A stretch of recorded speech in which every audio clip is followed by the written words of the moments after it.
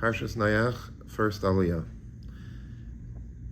The first Aliyah in the Parsha deals with Noach, who was a great tzaddik, and this was a chiddush. This is something very unique because this was a generation that was full of immorality and thievery and all types of bad sinners, and Noach stood out. Noach was the righteous one. And HaKadosh Baruch Hu comes to him and informs him that he's going to bring a flood, a devastating deluge upon the entire world. He's going to eradicate this entire bad civilization. And Noach is going to be saved with his family through building a teva. And Hashem gives the exact specifications, the measurements of this ark that he was to build. And that's the conclusion of the first Aliyah.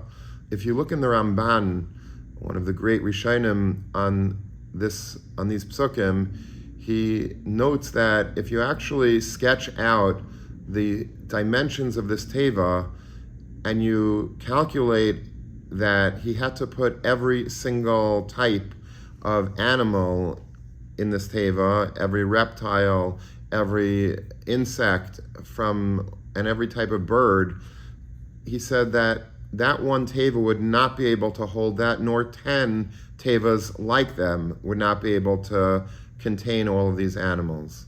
And the Ramban concludes that this is one of the occasions that we see that there's a miracle of being machzik hamuat es hamaruba, that a little space is able to contain a much larger amount of things that physics would not naturally be able to contain, but it goes above nature, and that's what we call a miracle.